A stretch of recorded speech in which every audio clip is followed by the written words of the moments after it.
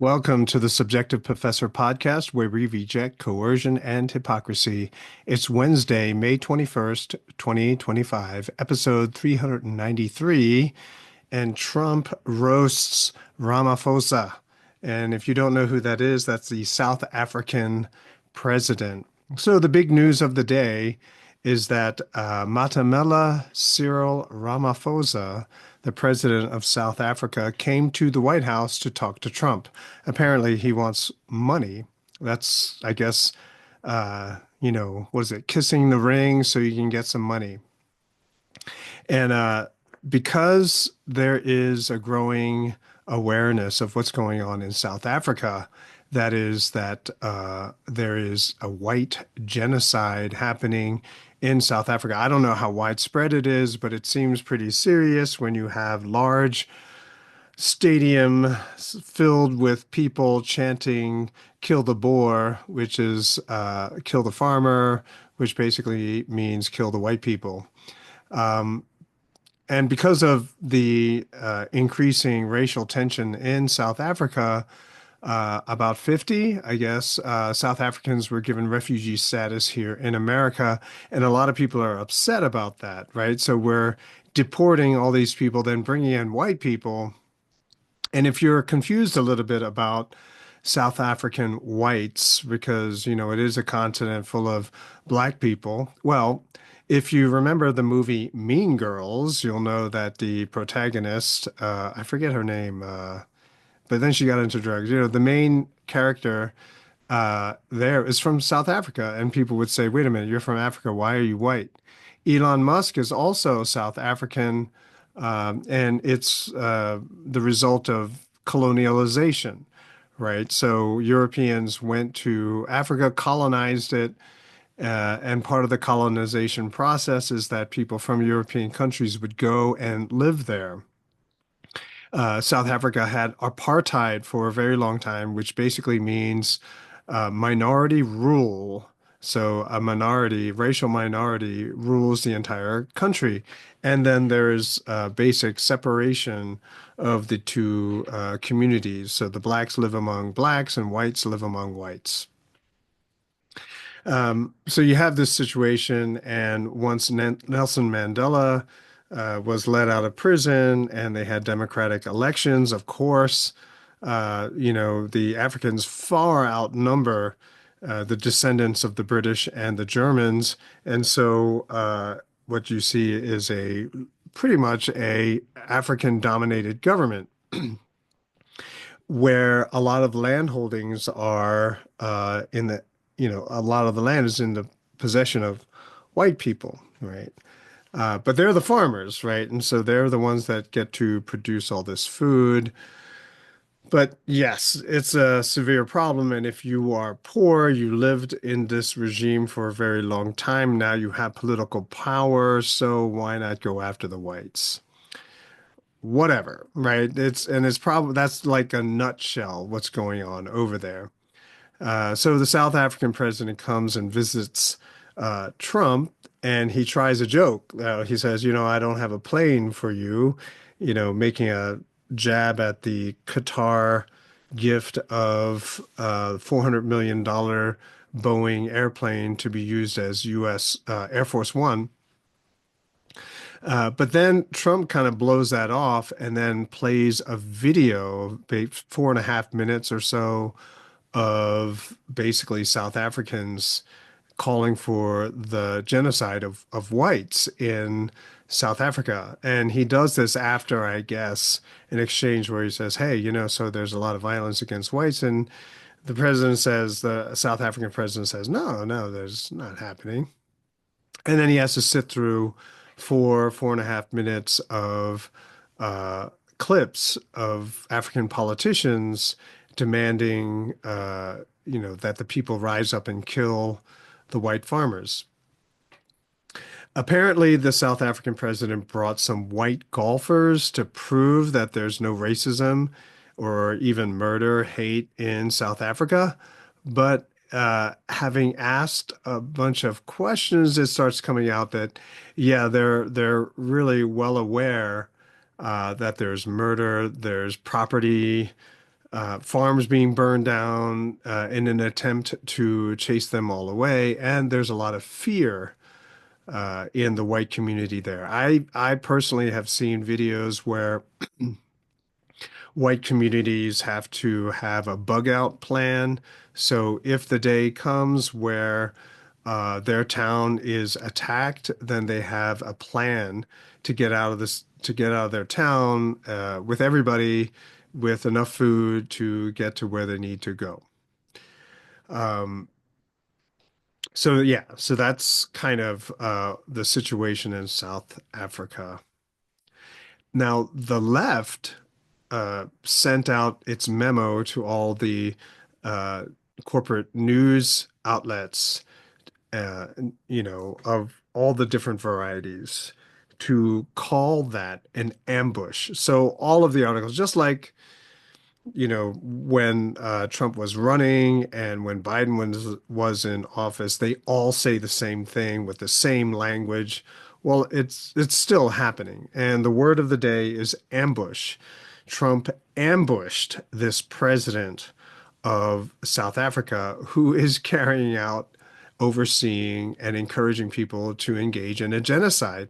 So it's weird, right? So if it was the other way around, a white government encouraging a black genocide, I am sure the left would not be calling this an ambush. But then again, maybe Trump isn't doing the same thing, right? So it's kind of hard to know just exactly how people would would conduct themselves, given that there is just so much hypocrisy in DC. So the left sends out the message, okay, all you news outlets, you have to call it an ambush. And you got to ask yourself, are we still doing this? Really? The fact that a lot of people have figured out that this is what's going on and don't even listen anymore, or they wait for someone to point out that, yeah, they're still doing this messaging thing. I don't think it's going to help them very much, except to stoke up more hate now. I think they already maxed out their hate, but to bring it back to normal, super high level, I guess, they're still doing this for their diehard fan base. Um,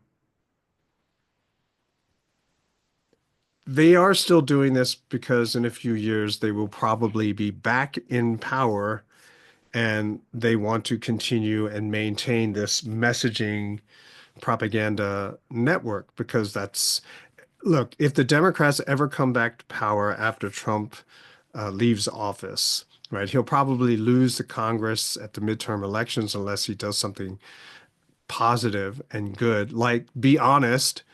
And then the next president will probably be a Democrat. Probably, I'm saying, given the way things are going.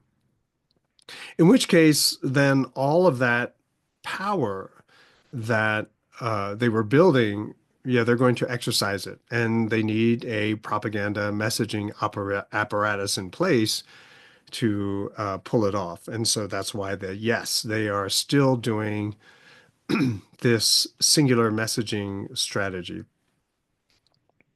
So, white genocide in South Africa. Um, if back in the race world, like when I was doing my race theory stuff, then people would be saying, right? If I was still back there, I haven't talked to anyone, but I would imagine that the race theorists, the non-libertarian race theorists, I guess I'm the only libertarian race theorist, but anyway, all of them will be saying, of course, they're talking about white genocide in South Africa because it's white people. You know, it's kind of interesting, right? Because they're not wrong because the Palestinians in Gaza are being ignored. What about them? So, on the one hand, you kind of have to agree, but on the other hand, you got to say, well, if we're going to accept refugees out of South Africa, why not accept refugees from Palestine? Or bring Netanyahu to the White House and tell him to stop the genocide in Gaza. So the whole hypocrisy thing, left and right, it is more than old. It's dead and buried. Like it's just so tired of it that it's sort of you don't need to point it out anymore. It's just so in your face. And only the diehard partisan people are still being openly, plainly hypocritical and are immune to any kind of accusation that they're being hypocritical, right? So Trump may have brought the South African president and maybe ambushed him, but playing that video, a lot of people were cheering it. Now do Gaza, right? Why can't you say the same thing about Gaza, right? The pictures of not just 1,000 dead white farmers, but tens of thousands of dead children, starved to death babies in Gaza. No compassion for them, no mention of them. So the whole hypocrisy phenomena, it seems like, is getting ramped up. It's not becoming more subtle or harder to spot. It's becoming openly hypocritical. I mean, hard to deny level, impossible to deny level hypocrisy. And yet, still, many people simply just don't see it, right? And so Democrats will point out the corruption and the smell of bribery in the Qatar donation of a $400 million Boeing plane to Trump. But at the same time, the Democrats ignore all of the Clintons and everything that they've done. Um, then you have the Republicans point out the lefties' war, particularly in Ukraine, but then they push war against Iran, helping Israel and not putting any blame on that state of Israel. Now, so that's, and I'm sure if you're listening to me that you are not surprised that there is so much hypocrisy in government, but it's actually not that difficult to avoid hypocrisy. I've talked about it before, just have a principle and stick to the principle always. In other words, you can't create policy or an attitude or a position based on the issue. Like the right position on this issue is this way. And then on the next issue, you have to be on this side, right? So doing it that way, there's going to be lots of contradiction. And then when you legislate based on all of those contradictions, you get hypocrisy, you get injustice.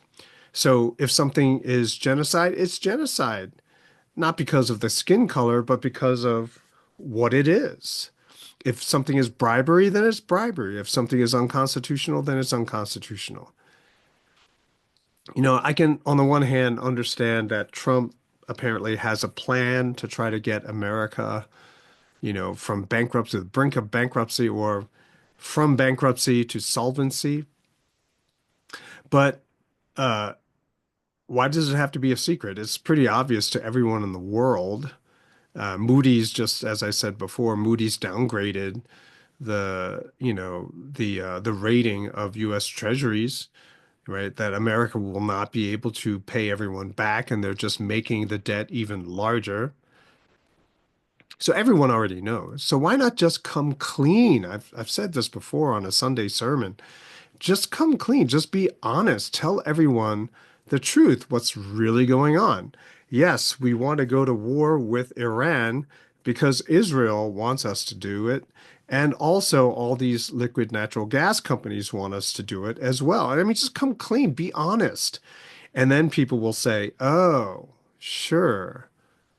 That means there's a lot of hurt that's on its way here to America. And yes, that's the more people understand the world, the more they realize that we are in trouble. Uh, Trump, even though he says he's for all of America, he might be in his own mind, but he's also catering to special interest groups.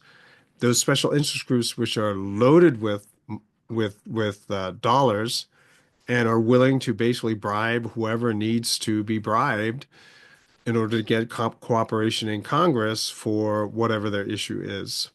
This is why the budget always gets bigger, right? Because not only do you have to continue to find new programs to start, but you also have to maintain all of the other programs. Agriculture is always in trouble. Right after the Revolutionary War, farmers were in trouble and they were getting bailed out. Then again, it is noted, they're struggling with money the whole time. Uh, but there it is, that they should know that this is the kind of life that they're getting. But of course, special interest groups want the land. They want to, combine, incorporate smaller businesses so they can have an even bigger farm. Uh, so doing it this way, not having a principle, but only focusing on certain issues, it creates dissatisfaction. It creates disillusionment, despair, disappointment, the feeling of being used on the part of a lot of people in America. It's not that difficult, though. The easiest way to resolve all of this is total transparency. Like, oh, it was, which government organization cooperated so that the slopey roof will be open for a teenage assassin to come and make an attempt on Trump's life, right? Just come clean, just say it. There's no need for any of this smoke and mirrors thing. Like I remember, I talked like it was a long time ago. So when are we going to see the JFK files unredacted? It's just so weird how so many people forget so quickly the hot issues of last week because there are more issues to think about this week. But as I said, the solution is actually quite easy. Tell the truth, not for the sake of a deal, but for the future of America and all of those people in other countries who would die otherwise. In other words, we should move in the direction of peace and prosperity. There's no way America gets great again without the clearing out of bad investment, which is caused by the Federal Reserve. Bad investment means bankruptcies, high unemployment. Then even people who have jobs have to economize, have to start buying things right away as soon as you get a paycheck. Otherwise, if you wait a couple hours, then you won't be able to buy as much. But even though it's this painful, we'll be better for it, right? Our country will be better because we went through it than if we did not. Whoever is pulling all the strings, they'll have to go to another country and ruin that country because people in America have finally remembered how to be free. That's the hope, that more and more Americans will remember what it is, what it means to be free. And so when push comes to shove, when everything starts going sideways in this country, there will be enough people, right, to lead the country back to where it should be. Lord willing, right? If there is a bankruptcy, if there is a total economic collapse, then I hope it happens sooner than later, and that it also exposes all of the bad actors so that we can get rid of them, discredit them, expose them, make other people aware of who they are, so that we can once again live in peace. Just at the very end here, before I sign off, yesterday I did one of those baby AI videos of myself. It's just a 17-second clip. Check it out, have a laugh. I think they're cute and makes me laugh all the time. I don't know, something about babies, right? I had four of them. So then they were lots of fun when they were little. So brought back some memories, even though it was myself in the video. Anyway, I'll talk to you guys next time.